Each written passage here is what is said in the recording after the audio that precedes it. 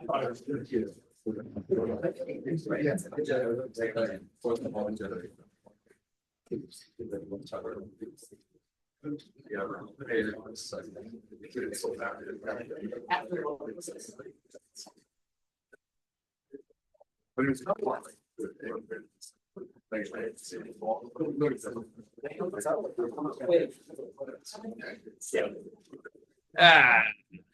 won't wait for the train. All right. Hello, everybody. My name is Chris. If you've never been here before, welcome to Sector 67. Do these monthly show and tell style meetings. People present some stuff. We should have 3 people presenting tonight, I think. And then afterwards, we can go around and you can say who you are, or what you're interested in, or why you're here, or whatever else. So without further ado, I've got our part of our East High Robotics Club. We're going to talk a bit about this robot that they've been building. It's a thing called First Tech Challenge, which is part of the first set of robotics competitions, which is from Dean Kamen originally kind of started to create it. But they have these 3 different levels. So there's Lego League, which is kind of for middle school students, and then Tech Challenge and Robotics Challenge.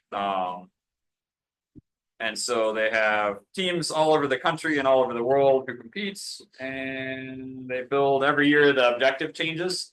So this year's objective, they had like a submersible, which is what sort of represented here by this piece of wood with the bar. And they had to grab these samples that are on the play field and either hook them on the bar or put them in the bucket.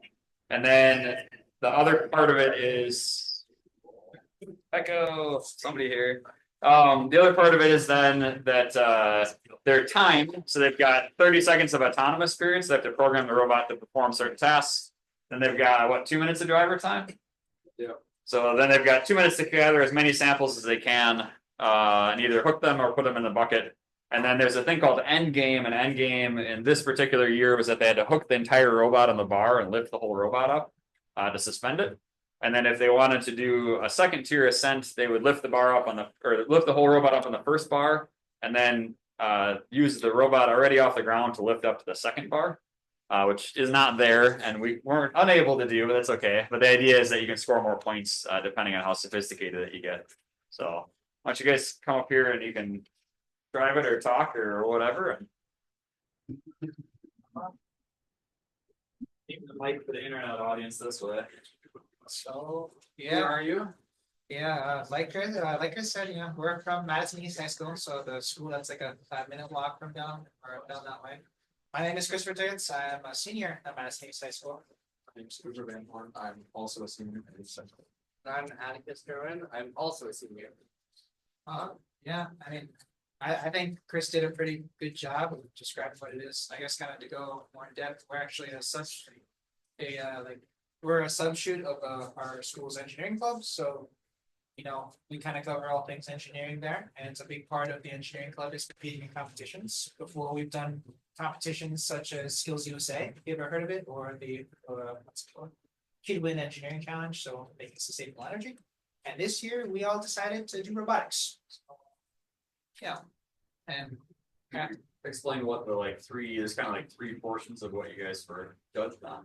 Sure, yeah. So the first part that we kind of got judged on was the actual presentation itself. So as kind of shown there, we made a presentation, a slideshow, we made a portfolio, and then we talked to the judges and told them about our general design, process and the general experience.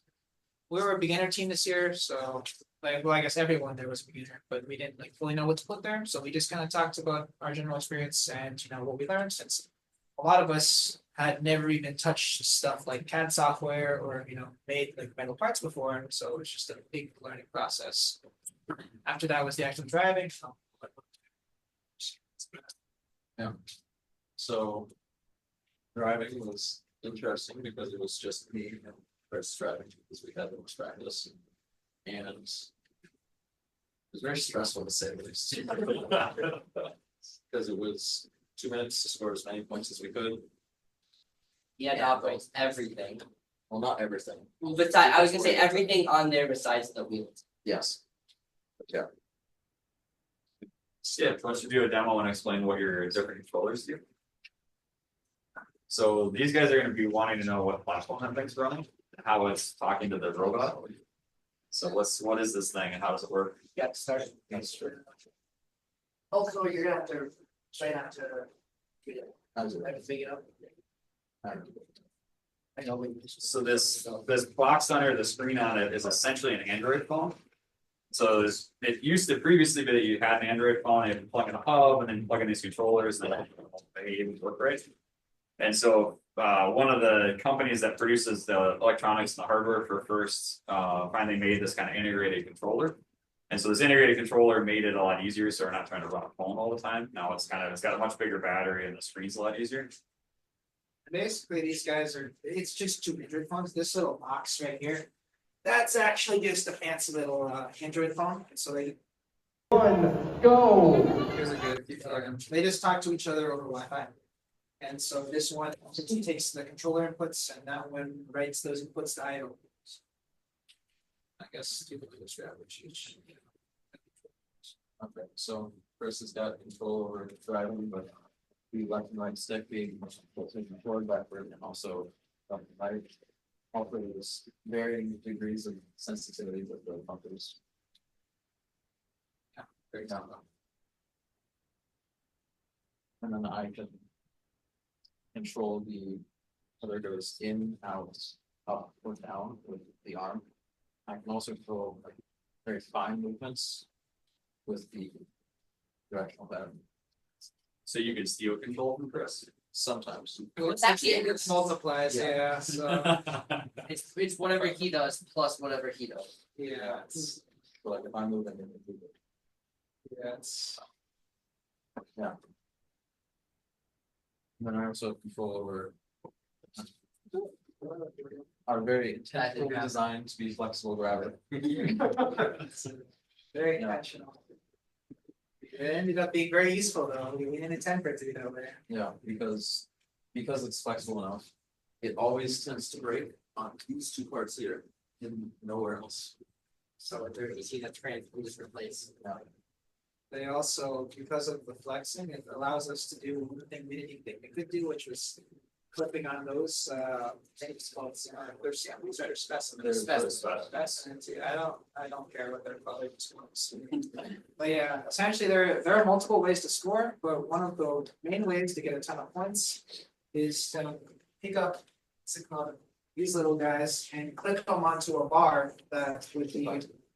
You can totally usually there'd be like a wall that you. They were really good at this on Sunday, but all of the talent has gone away. Okay, usually there'd be like a wall and you can grab onto like that. Yeah. And then I would lead Cooper over and then you would reach out to that wall.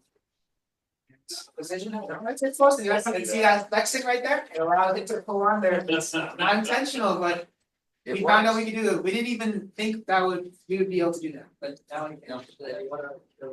Yeah, then the other way was to store in a high bucket like that. So it's a lot more fancier. There was a high chamber and a low chamber. We chose to go for the high chamber to store more. But it was just. On the way up. Let's open that right. Yeah. It's a little jank, it's a little Yeah. scary.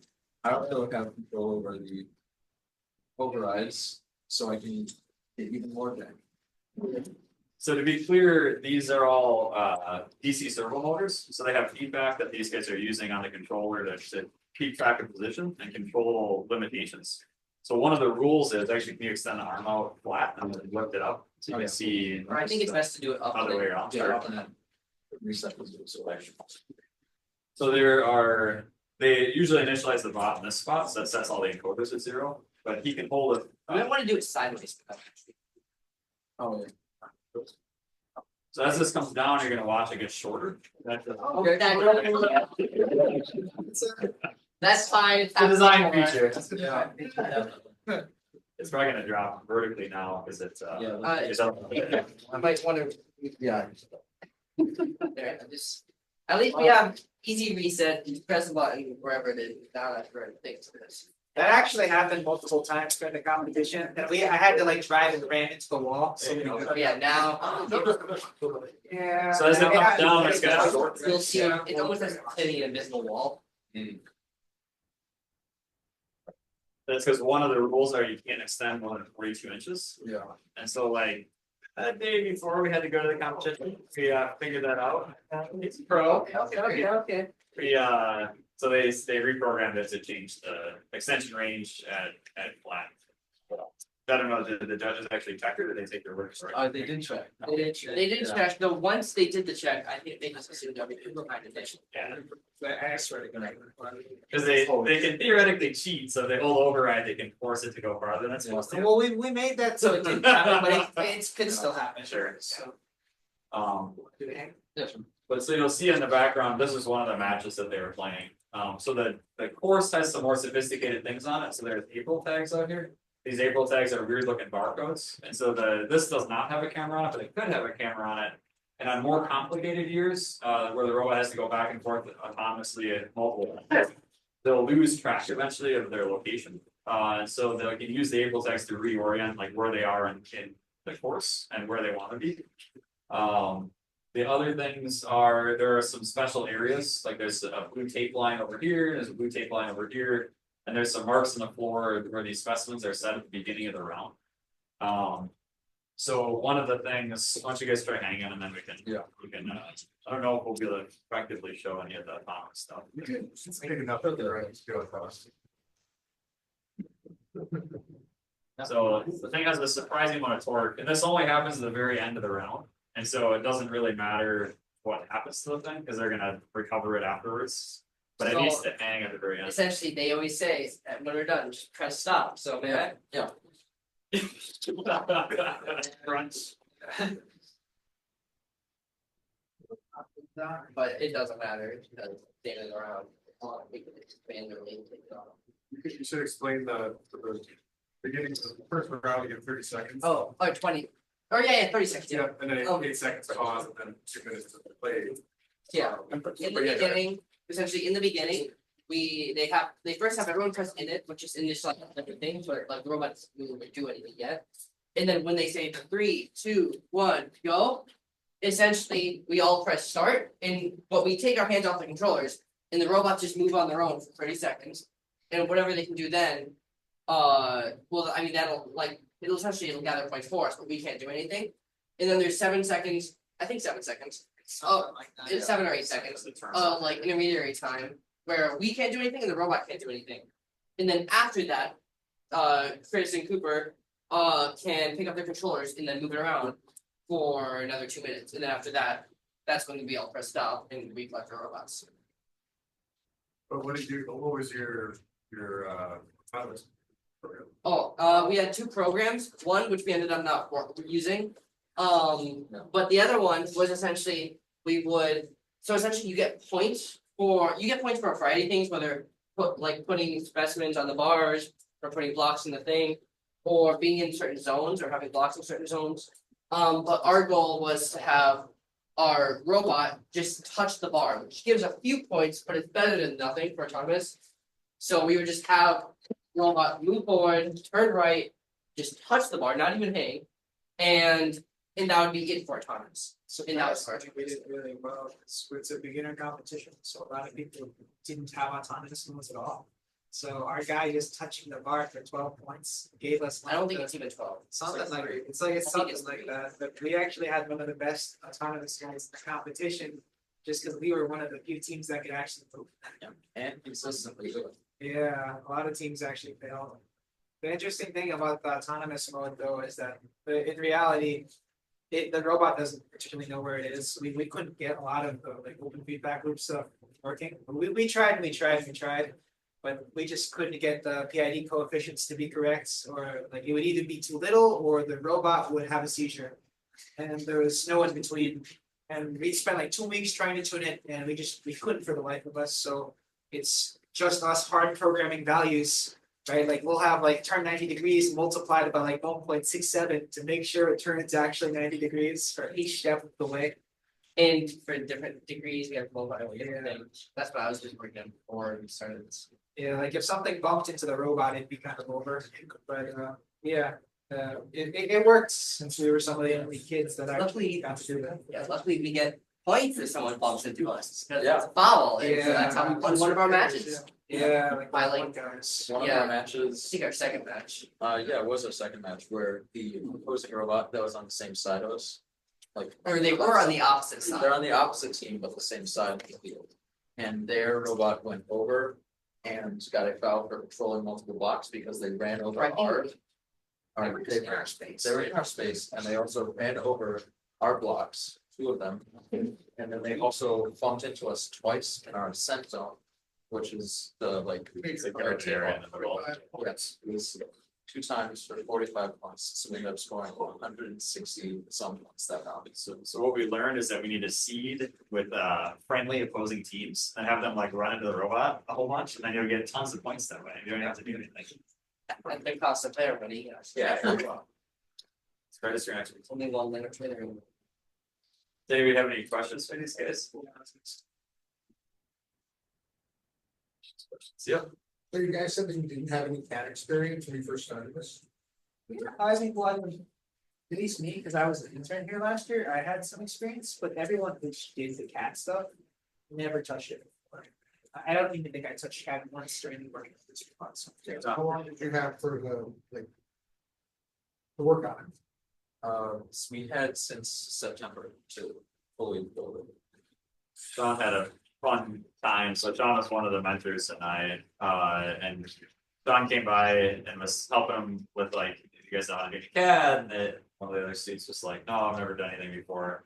Sean's like, oh, you should download Fusion 360 and like I'll show you a bit about it. So Sean was helping somebody else, came back like 25 minutes later and he had already done the online YouTube tutorial, got it all installed and like was on to building the claw already. So it's just fun to work with you youngsters because your brains move faster than us old people. It's good. Well, what could we tell when you're printing them? What are some of the things you made of? Okay, so. I was not the one who designed our final claw, that was Daniel, who was not here. But this is precious child. Yeah, he spent about 3 months designing it from scratch, trying to get it to work correctly. And then I made our like end caps, so it would be legal for us to compete, as well as our testing claw, which is back there, but I don't know if I want to show that. Daniel's the big one. It's a lot of Yeah. values. There's a lot of different prints. Learning. What Chris has. Yeah, it's about 2 times as big as it should have been. You made the signs. That's the extra big scale one. We started printing that and I was like, this seems big, and then it's like, whatever, we'll see what we get. Yeah, it was giant size. And then I also figured out with a lot of help from Chris how to make the blueprints and signs on the robot so that we can just swap them out. Rather than just putting them. Very. I know. What are those like? Well, there's lock, like a pit. Yeah, Pit yeah. change, yeah. I was So there's 2 bolts that hold the side panels on, and depending on what team you're on, it's called an alliance. So there's a blue alliance and a red alliance. You have to be able to flip your side plates between rounds. Fortunately, they only had to change it once in the prelim rounds, but then later on in the competition rounds, they had to flip it a bunch of times. So We were like race car drivers, we'd bring the robot off the field and then we'd have 4 people go on, screwing them on, screwing them off. And we only have like 2 minutes between rounds. I just didn't know the one time where they swapped our side. When I was waiting for it was. So we have scrambles. So there's a whole lot of first alumni who are all unsurprisingly very big stats nerds. So there's a few websites like this called FTC Scout, which keeps track in real time, like during the day of all the stats from all the rounds. And then within this, they have the substats of each beating robot, all broken down, like offensive points and defensive points and whatever else. So anyway, the way that the day went was they had a bunch of rounds. So these guys, you can sort of see throughout the day, had a bunch of qualifying rounds. There's 5 qualifying rounds. They ended up qualifying in 13th out of 21, which is the best our team has ever done. We've had a team here for 5 years. This is a reboot year this year, but prior to COVID, we had a team for 4 years. John has been a mentor for 5 years. At any rate, so these guys qualified in 13th, which meant the top 12 teams generally go on. And so we had thought we were done for the day. But what happened was one of the teams that did better in the top 6 teams get to pick who they're going to partner with to work for the rest of the So one of the top 6 teams decided that these guys had a better strategy that was gonna complement their strategy and get the most amount of points. And so they got picked to compete, so then these are all the actual competition rounds, so the bottom is kind of like this, the qualifiers. Now this is the actual playoffs, so these guys played and actually were on the winning team quite a few times until the very end. They finally got to some of the teams that were doing really well, so some of these points, the rounds were pretty high. But they got down to the last top 3 rounds. So they were, I think their alliance was in 3rd essentially. So they did really well. So although they didn't qualify to technically the finals, they got picked and because they had good autonomous routines and it's also partially on like who do you think you're gonna be able to work well with and drive well with and who can you trust. So obviously the other team felt that they were gonna be able to compete consistently, because if you pick a team and the team is like really intermittent performance, it'll have all kinds of problems, so there's a lot of strategy to what teams pick who and who wants to compete with. Any other questions? Maybe just point out, they did get 7th overall, isn't that correct? They had 7th overall for scoring themselves. But they were 13th when it came to adding in your teammate scores and other things. Yeah, there are some weird, so this is the 13th overall, but it depends on how you sort. So you can sort by these rank points, but you can also sort by, I think, offensive power rating. So your offensive power rating was 6th. And so there's different sorts, so this kind of gets into this looking at the stats on here. So like they were in 13th, by rank points, but they were in other places by other types of ratings and rankings. So at any rate, this website's online, so anybody can look up your scores forever. Matt? Is the basic design something that you guys were asked to work within, or did you sort of start from make a thing that can pick stuff up and pick itself up? Yeah, so I think at least for us, like we started like looking a little bit, but most of this was kind of just us. I mean, like it's kind of, there's only so many designs you can do for like these set tasks. And obviously you'll see some like similarities, right? And like if you look at the competition, a lot of the bots, it's like really similar. There's a split. Ours was like kind of just us brainstorming on our own. And that's why, at least I'm pretty proud of it, because a lot of the bots look the same. Ours is a pretty unique design. The general rules, they can't be over 18 inches by 18 inches by 18 inches. And then there are some limitations on how far they can extend. And then other than that, it's pretty much whatever you want to do. Was that like 2? Oh yeah, you can't have more than 2 degrees of or Oh, 1 degree of yeah, freedom yeah. on an actuator. So like their claw has to be 1 servo driven. They can't have 2 servos. And if they did, they'd have to be interlinked, which doesn't really work. Aaron. Oh, so there's 2 people controlling, and then what's the 3rd person doing? Well, that's supposed to be the coach, but that's never a coach. And you got a 3rd controller and a little drone to mess with the other guy?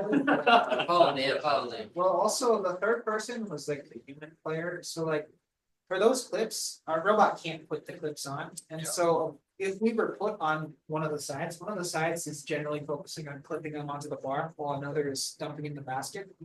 And if you were put on one of the sides, we would just push the blocks into the zone where the human player could put the clips on. And then our robot could take the clips and clip them onto the bar. Okay. Yeah, like Atticus, at least in that case, sure he was our coach for most of it since we never played on the bar side. But if there was one time when we did, and he would flip it, or he would flip them. So could you have launched a drone to attack the other guy? I would have. They're not allowed. They can't talk about being. What are the defensive points I heard about? Yeah. I think it was just that, and at the beginning, make sure the autonomous along the center. Yeah. Any other? Do you have all 6 wheels driving, or It's a change drive, so it's just 2 motors. and they drive all? Yeah, they're 4-wheel. Yeah, it's 4-wheel drive and an idler. So there's two on each side are driven, and the omni wheel guy is idler. I think, unless are they all 6 chained? I think there's 2 that are chained. They're all changed. Are they chained together? Okay, never mind. Well, like the 3 on each 3 on. Yeah. So what was the average number of blocks you picked up per round? I didn't see that on the stats. For the scoring specimens, you should get like, what's just the clips? You could get around like 2 or 3. I was really just testing them. We didn't get much. Well, we did one specimens. No, in the competition, Like, I think specimens is mainly like testing, Yeah. because we only tried specimens one time. But here's sample rate, I think best was 5 or 6. Yeah, For the bucket. It was averaging like 3 or 4, right? 3 or 4, but we had some really good runs. But for 2 minutes and having to go pick it up, grab that. Some teams like whatever, actually 7. They have some crazy ones. But I think the other thing that you said, like, you guys just got the same drive a few weeks ago. Really got all the kinks worked out, and you literally built the thing right. So like, I think it was credit to that you, which is but another one, you guys are doing better, like way better, because like you really just had your first major practice. I also feel like we improved a lot over the competition itself. Yeah. Me and Cooper got pretty good at driving, I think, and like.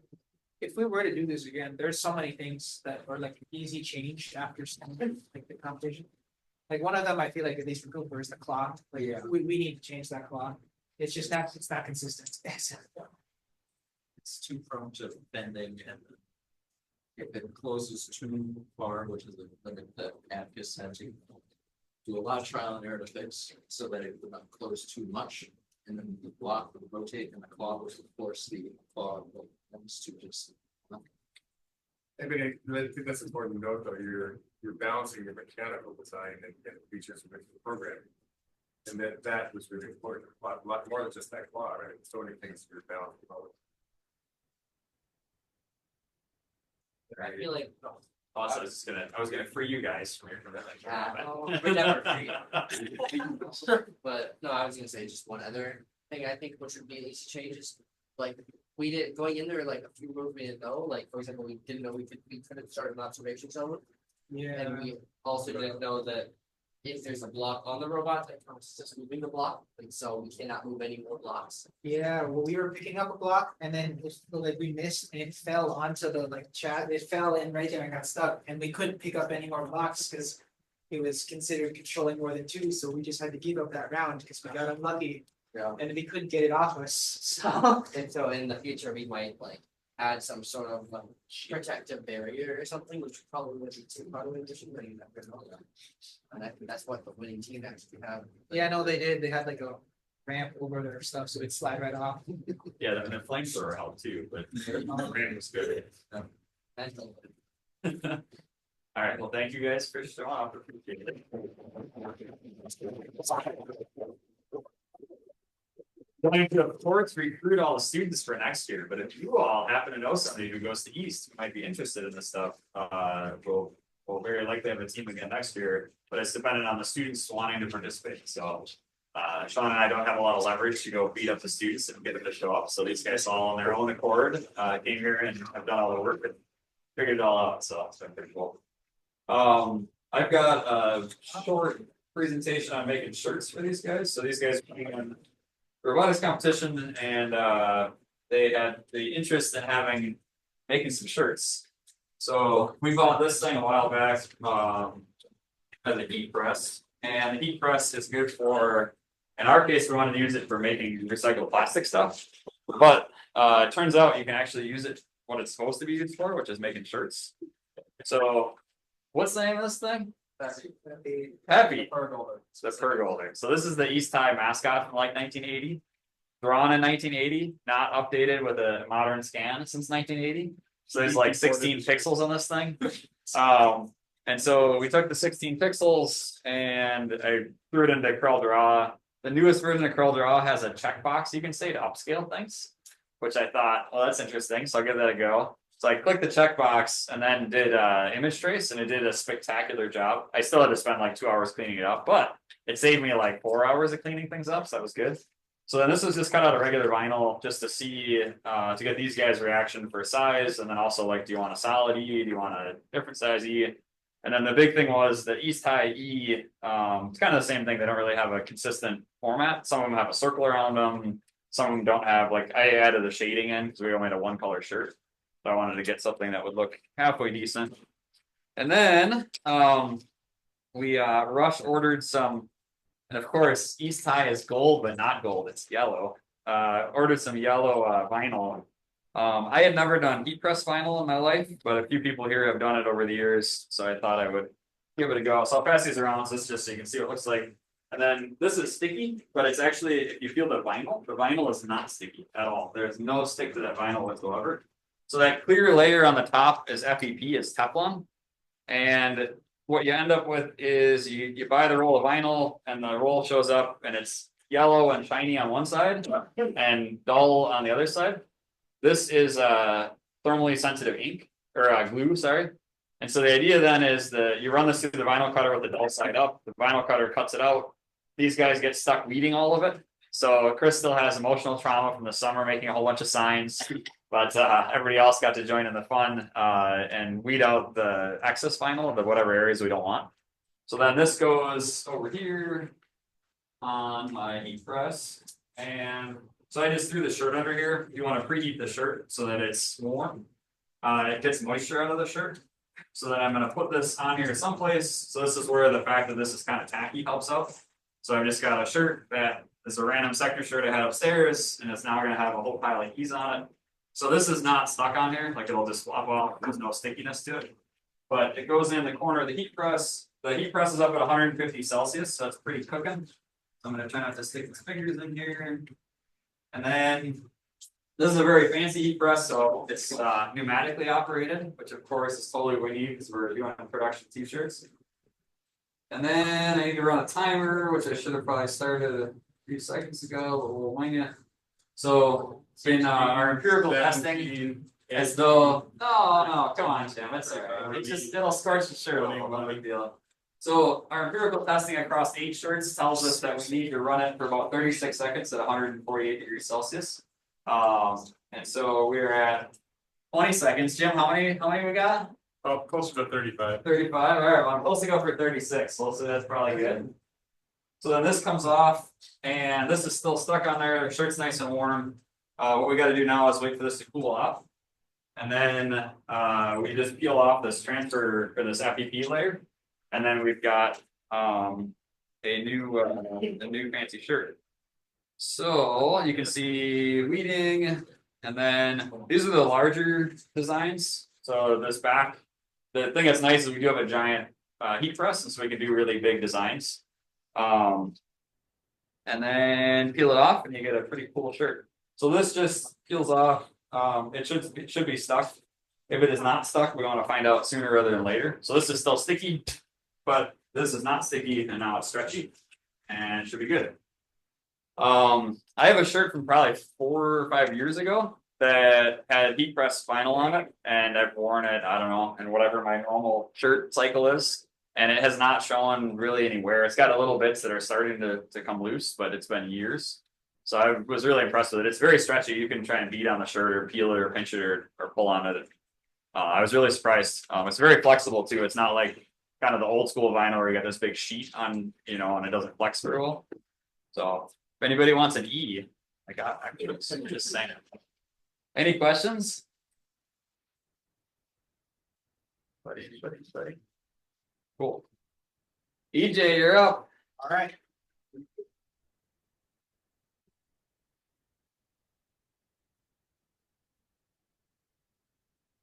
EJ is the counterbalance to all the robot tangible objects. Oh my God. What? No, Physical. Really? switching it up. Wow. There's Higher. You want a cord? No, Okay. not plugging it in. All right. Do you want anything on? I'm gonna need to share. All right. Take it over. Let's see if I can share. Ready to share? Can I share? Want to walk it out? Participants, we have shared. Oh, I saw it. That's one that I'm not actually seeing.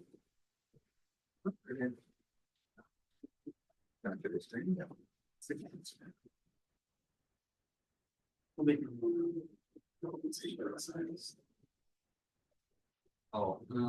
Is that what you do? It's Apple side, but did you put everything on it? Oh, there you go. Yep, you got it. Hopefully I don't get any An unexpected notification. unexpected notifications. You know, Taking a little bit of a risk here. It's a live demo. What could possibly go wrong? All right.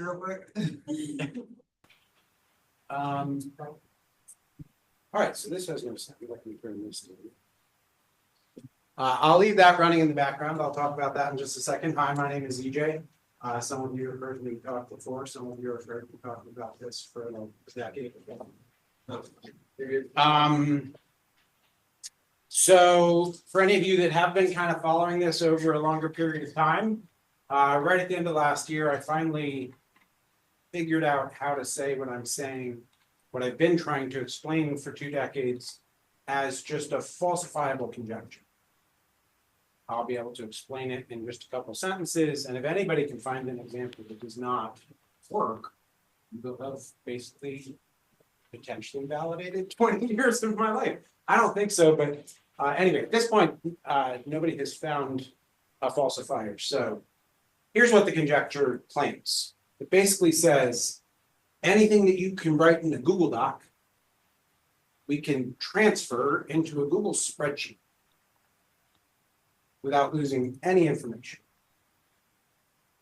So here's the test for success. If you give one person the Google Doc and you give the other person a spreadsheet, you should be able to ask them both questions and they should always answer the same. Whatever answer the person who has the Google Doc, whatever their answer is, the person who just has the spreadsheet should be able to provide exactly the same answer. And in fact, it goes just a little bit further, which is that if they don't agree, it is vanishingly unlikely that it's not the one that got the Google Doc. Because in English, in a Google Doc, you can say things that work, but they're not actually true. Like, for example, if I say, this statement is false, what does that mean? Is it true or is it false? It says it's false. But if it's false, that would make it true. But if it's true, that would make it false. And we just can't, we call it a paradox. My conjecture says it's not actually a paradox. It's a problem with English. Because in English, you can say a bunch of stuff, and then you can completely contradict yourself. And it's up to the person reading it to decide if that has happened. And so English lets you be imprecise. And once you have turned that English, that language, into a spreadsheet, a whole bunch of things that are a problem when you're doing it in English just vanish. Like that paradox. Once you turn that paradox into my conjectures format, it literally doesn't let you say this sentence is false. It won't let you say it. So it preemptively prevents the paradox that you can easily say in English. There are many, many paradoxes you can easily say in English. By construction, you just can't put it into the system. So that's the sort of abstract part. I want to talk about this before I switch to this, because they're related. I promise. That was a lot, as it usually is. Any questions? Anything I can clear up? Yeah, good. Is that true also for multi-statement paradoxes? It is true for every single situation I have thrown at it, from quantum physics to genetics to AI to literally you name it. When I look at that thing through this conjecture, paradoxes sort of disappear and it sort of fits with a very, very surprisingly large array of different use cases that have nothing to do with curriculum. Sort of surprisingly, yeah. You have a fun example in reverse for something that is a paradox in the spreadsheet, but when it's thrown into a language model. So the conjecture, the technical phrasing for the conjecture is that you can capture the semantics for any idea with just 5 simple things, which is a schema, structure of a thing. You can think of it like a form that you're filling in. Data, which you can think of like the answers, what you're filling in on that form. Lookups, like if you put in your social security number, that links to all of the rest of your your accounts and your HIP filing and all your other stuff related to your social security numbers, that's lookups. And aggregations, for example, if you were looking at taxes, you can aggregate how many, you can count how many tax years you've filed. That's an aggregation of one of your like descendant things. And then lambda calculations have been proved to be Turing complete. When we throw lambda calculations into that, that combination of those 5 things and describe apparently like anything, including this point. Like, by the way, this is why, like, if we just talk about this, like, I would be perfectly happy. So you said that the basic idea is that anything that you can write in a document, you can represent in a spreadsheet. This one, right? Yep. But then you said that you can't represent a paradox in a spreadsheet. So is that a contradiction? You can represent a paradox in a document stuff that causes spreadsheet. Let me just quickly decompose this statement is false thing. So in the words, this statement is false. You end up with an English statement that is meaningless, right? Does everybody agree that that's not a meaningful statement? If it's true, then that means it's false, and if it's false, that means it's true. It just, we call it a paradox because it like doesn't have a solution. So imagine this spreadsheet. The first column at the top says sentences. We can just put any sentence that we say in English in that spreadsheet. And in the first row, I'm going to put 2 + 2 = 4. And in the second column, I'm going to call it is true. And so the first row says 2 + 2 = 4. We all agree that we would tick that box. Yep, that's true. That is a sentence that is true. And the sentence 2 + 2 = 5 is not true. So we put an X there. And if we say this sentence is false, what do we put in that third column? If we put true, it's wrong. It's not that. If we put false, that's wrong. It's definitely not that. Only thing that we can do is leave it null. We have to leave it empty. We don't know. So if anybody's heard of Gödel's incompleteness theorem, he proved that this needs null because that sentence doesn't have a truth value. The value is null.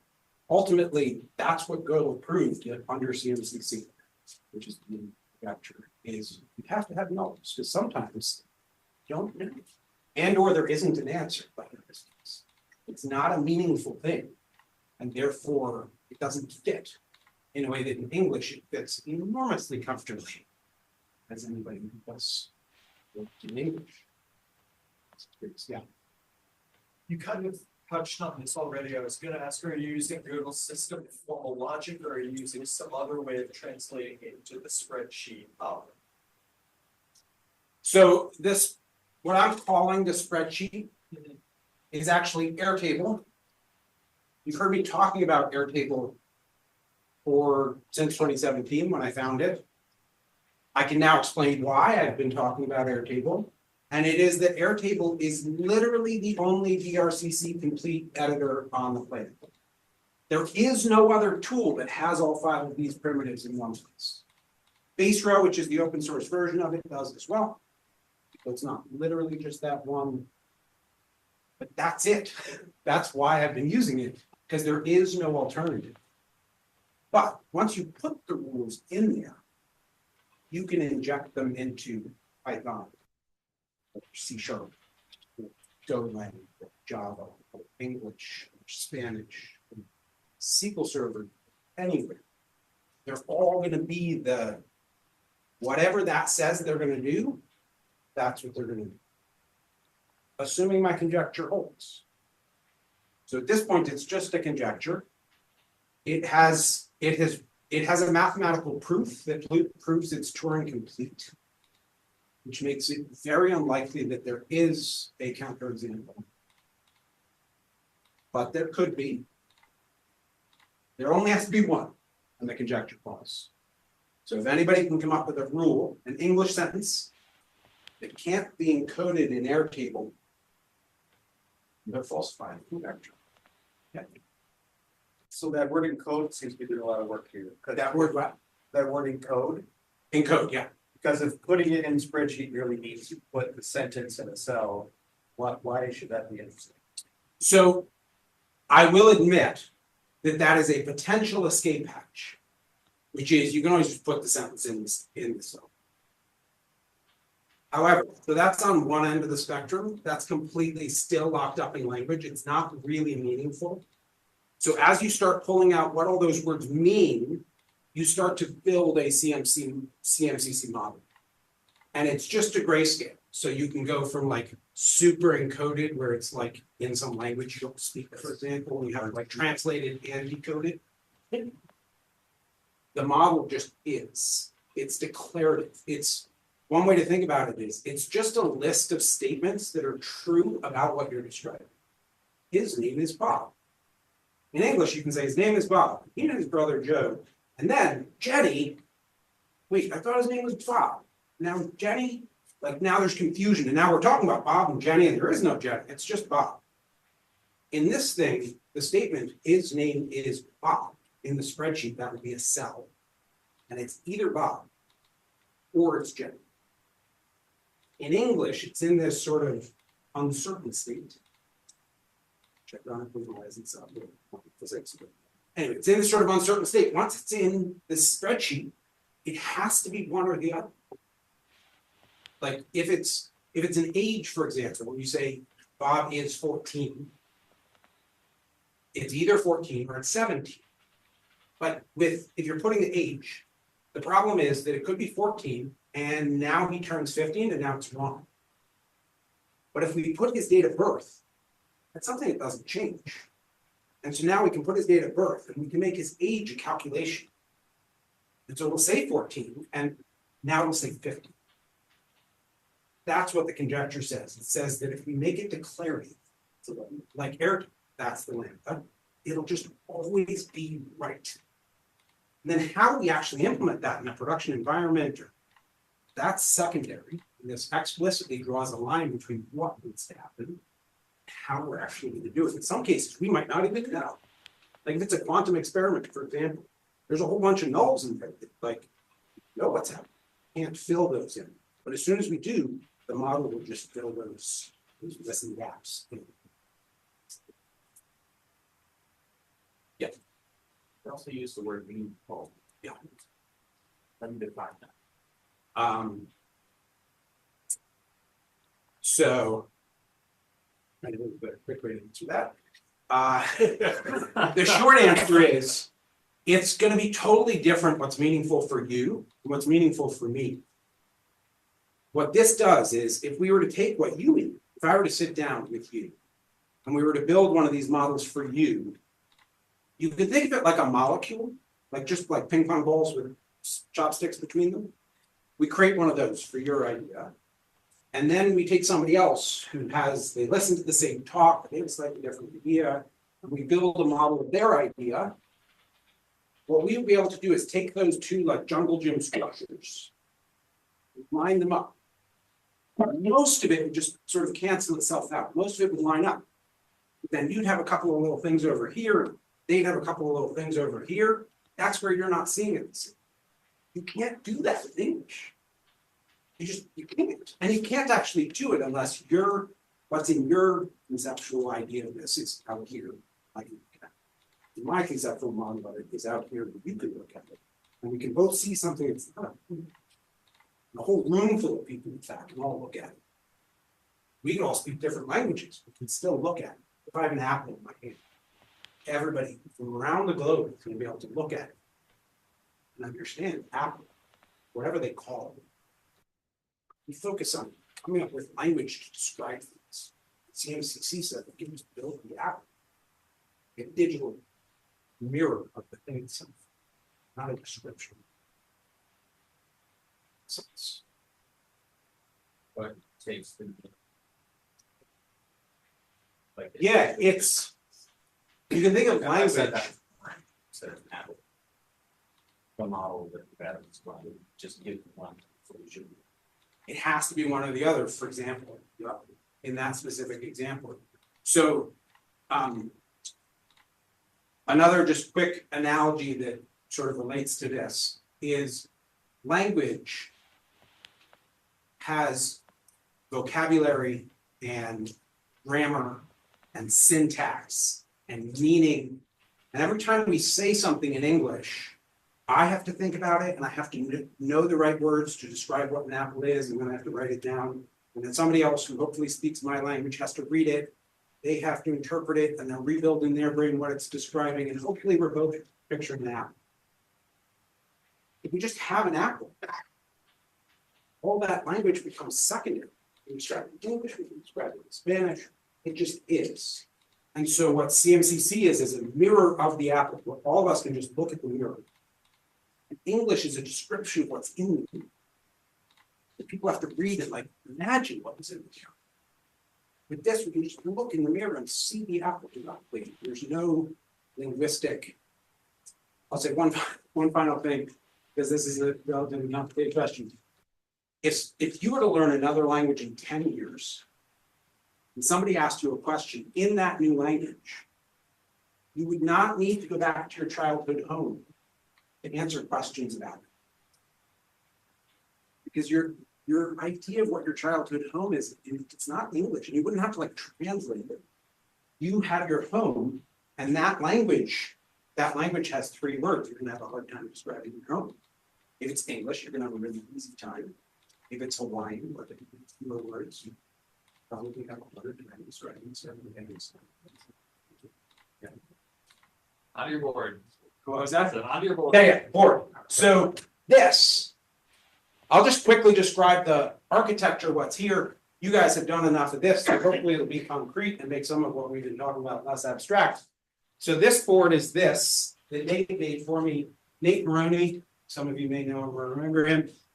He made this for me back in 2015, and on the back is a couple of circuit boards and an Arduino, and these then control 32 multicolor LEDs and 15 buttons. And so you can connect the serial wire to you can either upload code, and that code can turn the lights on and off and show things. When you push the buttons, it can turn lights on and off. So the board can do all of those things. But then there's also a serial port. So this has that serial port connected to a Raspberry Pi, and they communicate over serial. So there's some C++ on the board. They're communicating over serial to a Raspberry Pi that's running Python. And then the Python is posting to a REST-based, cloud-based Golang server. It wasn't actually Golang, but at this point that would be a Golang server. And then that Golang server is connected via WebSockets back to the board and to these 2 things over on the right. This. It's on your phone. Oh, that's bad. Oh, because it shows everything. Apparently. There you go. Audit the audit. So that's better. Wow, I thought that was. Okay, so there's the board, and then there's 2 little windows over here. There's that, which is a Windows app, and this is a Windows app. So that one, as you move the mouse around, it'll take, it's about to come to the beginning.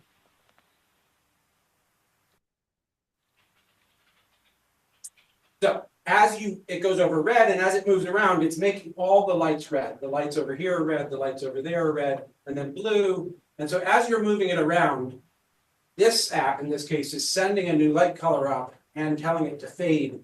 And that's then being sent back, which both updates the visuals here and on both the board and this virtual board.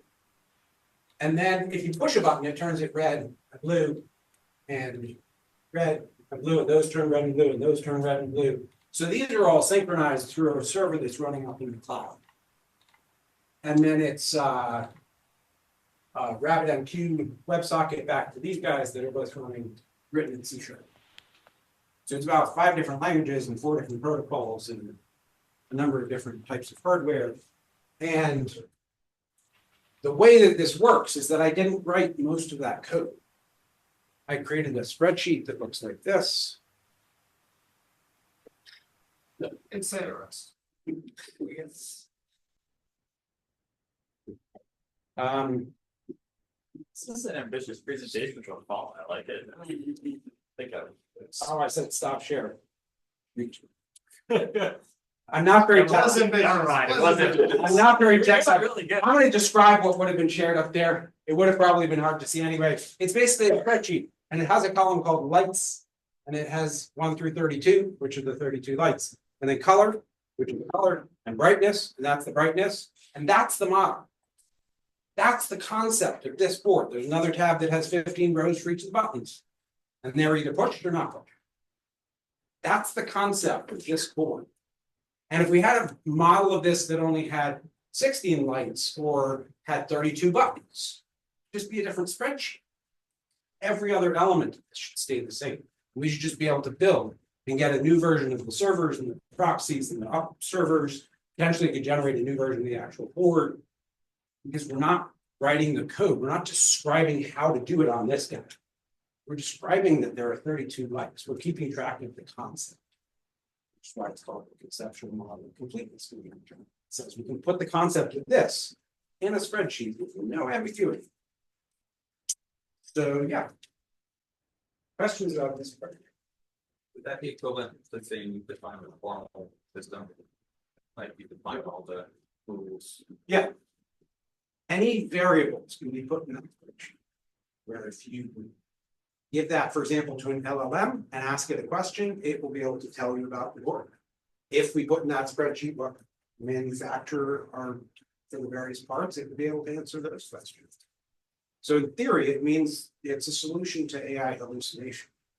Because it wouldn't just be predicting what the next word is. If you query a spreadsheet, there's 10 of something that's going to talk. It's just describing the spreadsheet as opposed to like pulling from its vast knowledge, predicting what the next is. Out there, but that's where it is. So what in your representation is the structure like? It's a grid of 4 by It's a database. It's literally a database. So in your database, switches have locations? Mhm. Like I'm in the upper left corner, or is Yep. it I'm in position 1, or? However you want to describe it. That's where how you choose to formalize this comes into play. Are you storing the XY position? Are they just in a numbered list from 1 to 15? That's up to you. But it formalizes it one way or the other. Where in English, you can like describe it one way, and then somebody else like, I don't know how we should do this. They describe it a different way, and now you're having arguments about it. And in the spreadsheet, there can only be one. That's also why I called it a single source. There's just one spreadsheet. And what this, the idea of this light is, or this button is, there's one cell. It's going to be a number. It's going to be something. Might be wrong. It's going to be something. So as your manager, I come back and say, oh, EJ, I need 256 brightness levels. Yep. What's change look like? We go into the spreadsheet, we change it from, let's say you actually want to be able to control brightness at like the fractional level and it's just integer. We change it from int to float, we hit rebuild, and the whole system is now like in C++, it'll be a float. In the Python, it'll be a float. In the protocol that it's sending back and forth, it'll send a float instead of ints. It's the, because we know what needs to happen, there is nothing left. There's no creativity left by the time you're just trying to get this board to send the light level and brightness to some other board. It becomes protocol specific. It needs to know how to send serial messages, but the meaning of what's inside of it, it's just plumbing. It's like a pipe. Rather than something we have to constantly describe. And when we change how many lights there are, all those people who wrote that code originally have to be told, they have to understand it, they have to go back into their code, they have to update that to be a float. And when one of them doesn't, it doesn't work. And testing and stuff, it's just a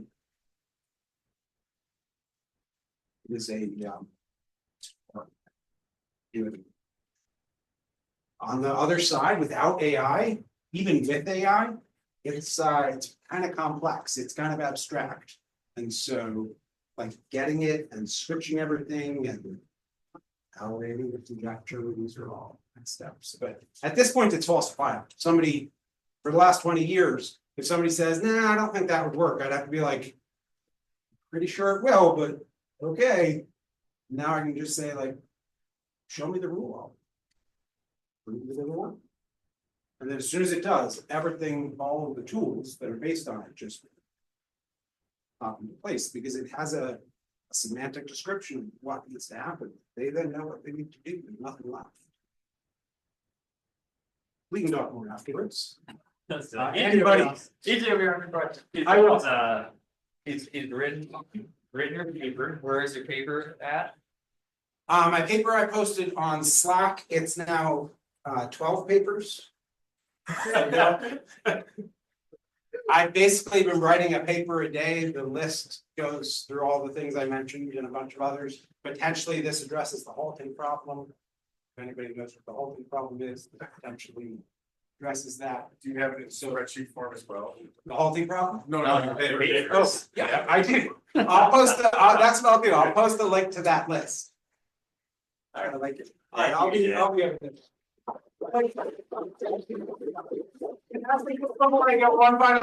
Come on. You can't do this. I want to thank everybody here because in all seriousness, one of the questions for me is who wrote these papers, and it is a long list, and part of it is everybody here because you guys have been listening to me talk about it and giving me feedback and asking me questions. And so, like, from the bottom of my Jim's heart- back there. He's been plotting. He's ready to talk. So you just gotta wait. So anyway, seriously, thank you all for listening for all these years. Especially. Oh, he's done it. He's done it through the plot. Yeah. Does anybody else have anything they want to share tonight? Oh, wow. I think that was everybody. All right. Was it? So we'll go around. You can say who you are, what you're interested in, or why you're here, or whatever else. So go for it. Yeah, I'm Brian Hay, Atticus's creator, one